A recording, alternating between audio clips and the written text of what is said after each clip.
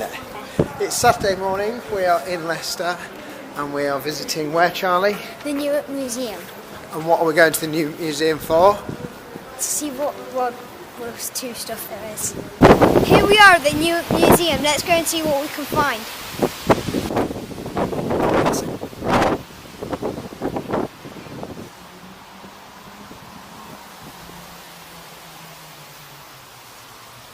Here we are at the Second World War section of the museum.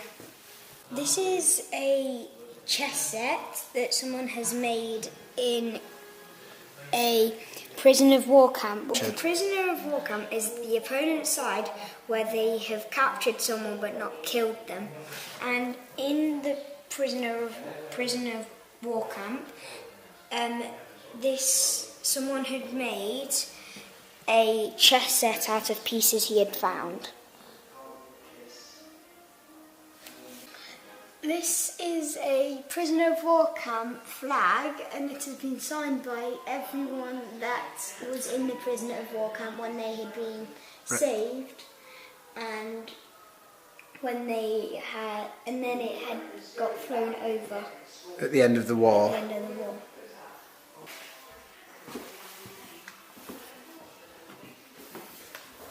This is an example of a topi, which is a helmet worn by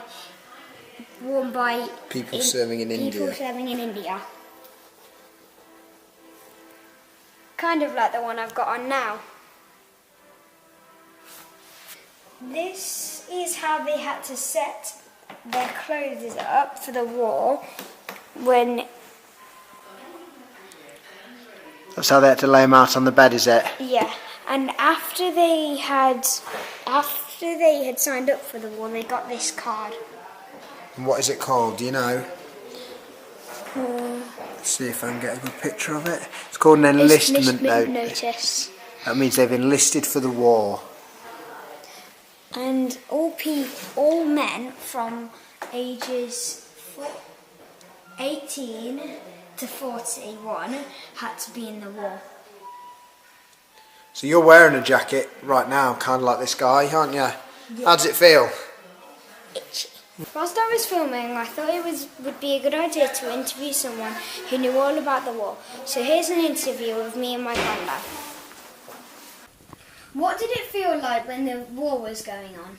It was a bit scary when you heard the aeroplanes coming over, because you thought they were perhaps going to drop the bombs on you.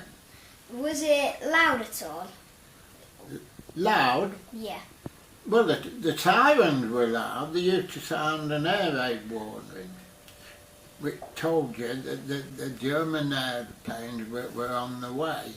So when you was at school, you used to have to go and move out of school and go into shelters. And this is what I think a bomb bunker would look like. If you can listen, the door is very creaky.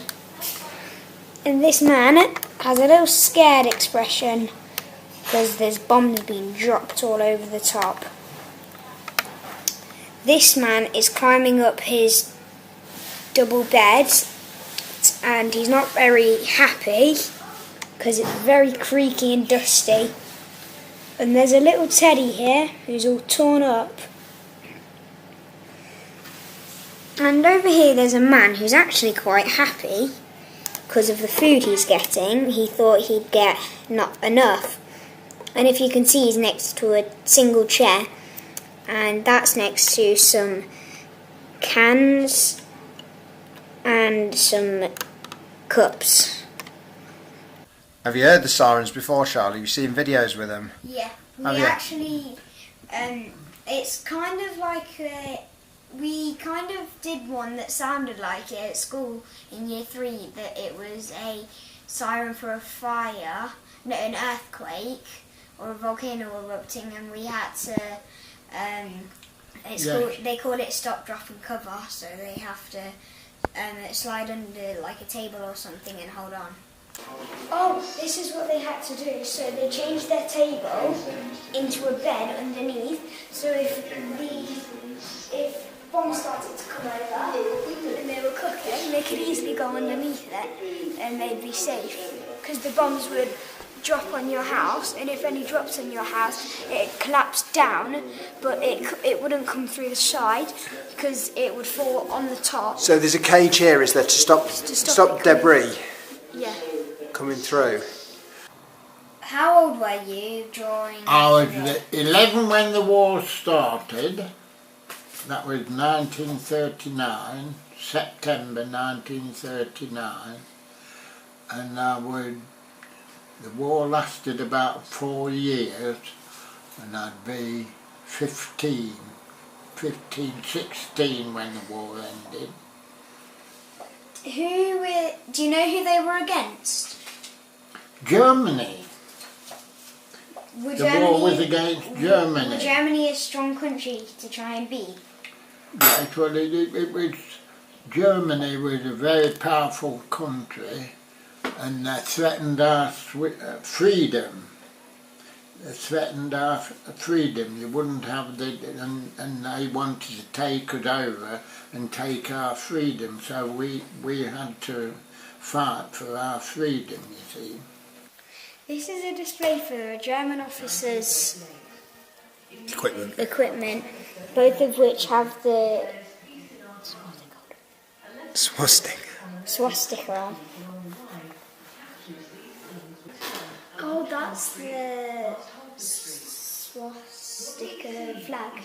Well done, that is a swastika on a flag, isn't it? A Nazi flag. Did you have anything to eat during the war? Yes, we had things, normal meals, but they were rationed. We had a ration book, and in the ration book there was coupons for various foods that you have with your meals. So you couldn't have everything you wanted. And the things you did have, you had a limited amount. What was it like after the war had ended? Well, when the war ended, there was a celebration called VE Day. It was declared that the war was over, and it was called VE Day. The VE stood for Victory in Europe. It meant that we'd won the war. And did you know Great Nanny by then? I didn't know Great Nanny until after the war, but I went in the Sea Cadets, and the Great Nanny was in the Girls' Training Corps.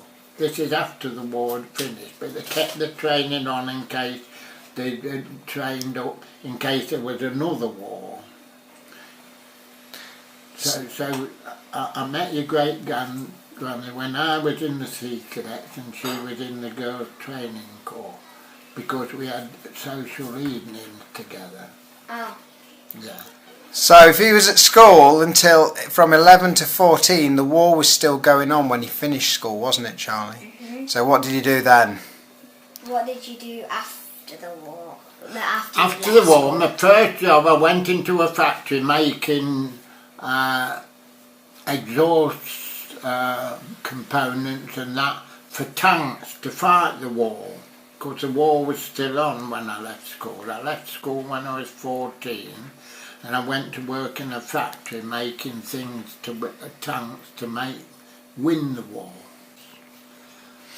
Anything else you wanted to ask? Did you want to ask what was in the ration book? What were the main foods that were rationed? All the foods that you eat normally, there were, I think there was bacon, eggs, butter, milk.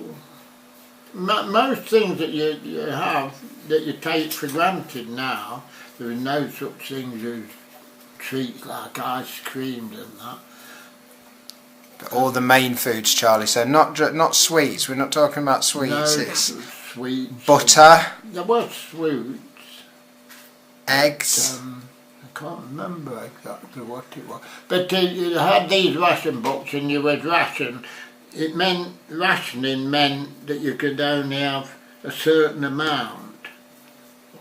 Do you get what I mean? Yeah. Because food was scarce, you see, due to the war. So you had these ration books, and when you went to buy something, you got a coupon and you say, I want so much sugar, I want so much butter, or I want so many eggs. You had to give a coupon up, and if you say you wanted a dozen eggs, you'd say, oh no, you're only entitled to have half a dozen eggs. Yeah, what was the bunker? The bunker, I just forget the name. They had special shelters that were underground. You had to go into these shelters underground, or specially reinforced buildings that could withstand the bombs dropping on them. You see, a normal house like this wouldn't withstand a bomb dropping on it because it'd collapse on top of you. So this is why you had to go into what they called air raid shelters to stop the bombs dropping on you and killing you. Hopefully this has given you an idea of what life would be like in World War II.